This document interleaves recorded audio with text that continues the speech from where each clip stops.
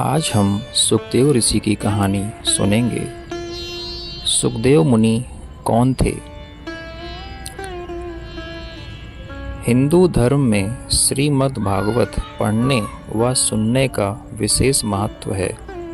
ऋषि वेद व्यास जी के पुत्र सुखदेव मुनि ने पहली बार राजा परीक्षित को श्रीमद् भागवत की कथा सुनाई थी, जिससे उन्हें मृत्यु के श्राप से मुक्ति मिली थी और वह भगवान के परम धाम पहुँचे थे।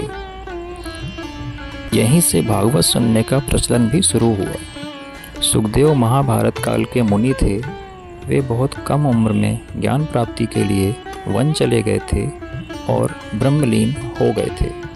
इनके पिता महाभारत के रचयिता श्री वेद व्यास और माता का नाम वटिका था। बहुत कम लोगों को यह जानकारी होगी कि सुखदेव मुनि एक सुख यानी एक तोता थे। वे 12 वर्ष तक भगवान शिव के डर के कारण अपनी माँ के गर्भ में रहे थे। गर्भ में ही उन्हें वेद, उपनिषद, दर्शन एवं पुराणों आदि का समन्वयक ज्ञान प्राप्त हो गया था। सुखदेव ने अपने पिता वेद व्यास जी से श्रीमद् भागवत का ज्ञान प्राप्त किया। पिता से ही उन्होंने महाभारत पढ़ी, जिसे बाद में देवताओं को सुनाया। पौराणिक कथाओं के अनुसार सुखदेव के जन्म के बारे में कई कथाएं मिलती हैं। एक कथा के अनुसार सुखदेव द्वापर युग में भगवान श्री कृष्ण व राधा जी के अवतार के समय राधा के साथ खेलने वाले सुख थे। वहीं कहीं इन्हें भगवान शिव द्वारा वेद व्यास जी के तप का वरदान बताया जाता है। कहते हैं कि आज भी सुखदेव मुनि अमर हैं। समय समय पर अधिकारी पुरुषों को दर्शन देकर उन्हें अपने दिव्य उपदेशों के द्वारा कृतार्थ करते रहते हैं। कथा के अनुसार कहा जाता है कि ये महर्षि वेद व्यास के नियोजित पुत्र थे। भगवान शिव माता पार्वती को अमर कथा सुना रहे थे।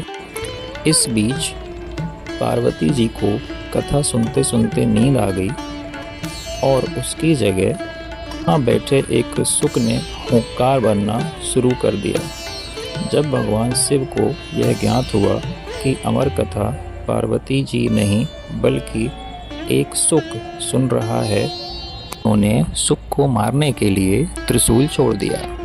भगवान शिव से जान बचाने के लिए तीनों लोकों में भटकता रहा। भागते भागते वह वेद व्यास जी के आश्रम आ पहुंचा और सूक्ष्म रूप धारण करके व्यास जी की पत्नी के मुख के द्वारा उनके गर्भ में जाकर छुप गया। कहते हैं कि भगवान शिव के डर से सुख 12 वर्ष तक गर्भ के बाहर नहीं निकला। भगवान श्री कृष्ण ने जब स्वयं आकर सुख को यह आश्वासन दिया कि बाहर निकलने पर उसके ऊपर माया का प्रभाव नहीं पड़ेगा, तभी वह माता वटिका के गर्भ से बाहर निकले और वेद व्यास जी के पुत्र कहलाए।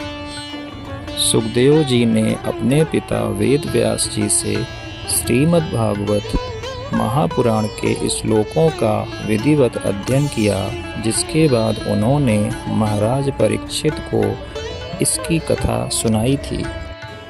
कहते हैं परीक्षित जी को मृत्यु का श्राप मिला था। श्रीमद् भागवत की कथा के दिव्य प्रभाव से उन्हें मृत्यु को भी जीत लिया और भगवान के मंगलमय धाम के सच्चे अधिकारी बने। इसके अतिरिक्त सुखदेव ने अपने पिता वेद व्यास जी से महाभारत भी पढ़ी थी, जिसे उन्होंने बाद में सभी देवताओं को सुनाया था।